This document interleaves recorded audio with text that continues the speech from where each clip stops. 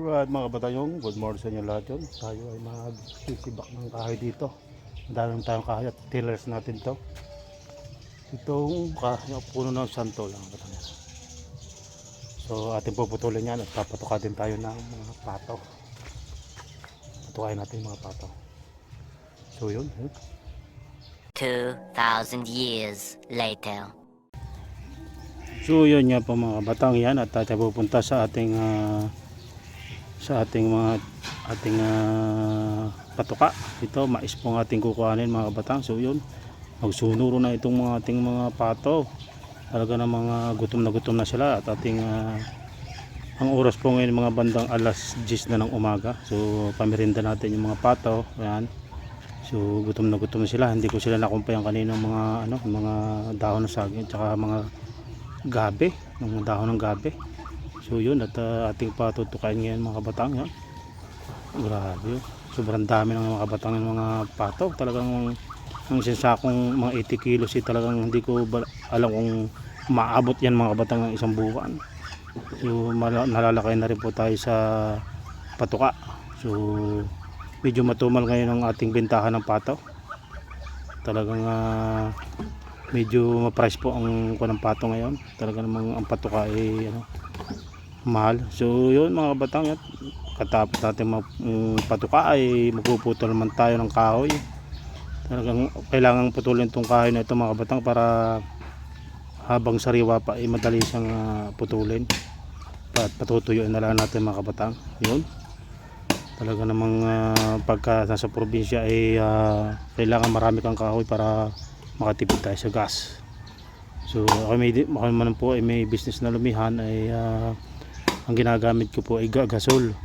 Pero pagka sa nagluluto po tayo ng mga pagkain kagaya ng kanin at mga usudan, mga ulam ay sa kahoy po natin niluluto. At meron po tayong dirty kitchen dito. Ang gatong po natin mga kahoy, ang ating ginagamit ay kahoy mga kabatang.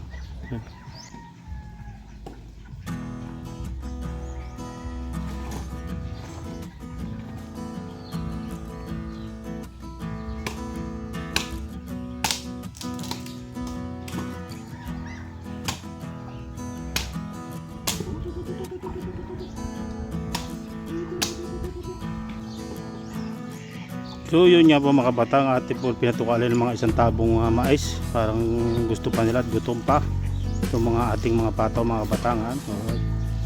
Kasi isang tabo nga yung ating pinatukang mais. So sobrang dami po niyan, talagang baka tigiin na lang pirasong mais yung ating pinatukan nila. So pamerienda natin yan. So nakakadalawa tayong tabo ng mais. Talagang napakarami na ng isang tabo. So yun, pagpapatuloy natin itong ating pagsisibak ng kahoy. Yan, alright. So buhay probinsya, yan. Pasarap ng buhay probinsya kapag may mga alaga ng mga hayop gaya ng mga pato. So padami na ng padami ang mga pato. Yan, dito lang po sa ating backyard, sa ating sa likod bahay lang mga kabatang yan. So kung bago pala sa channel ito mga kabatang, mag subscribe ka na. Talagang makikita nyo po yung buhay probinsya. At yung pong mga susunod natin mga vlog ay baka tayo makapamasyal man kahit dito sa mga gandang lugar sa Mindanao. At meron tayong gagamiting motor. O may masasakyan na po tayo, kaya abang-abangan nyo pong ating pamasyal dito sa Mindanao. Anong kagandahan dito sa Mindanao mga batang.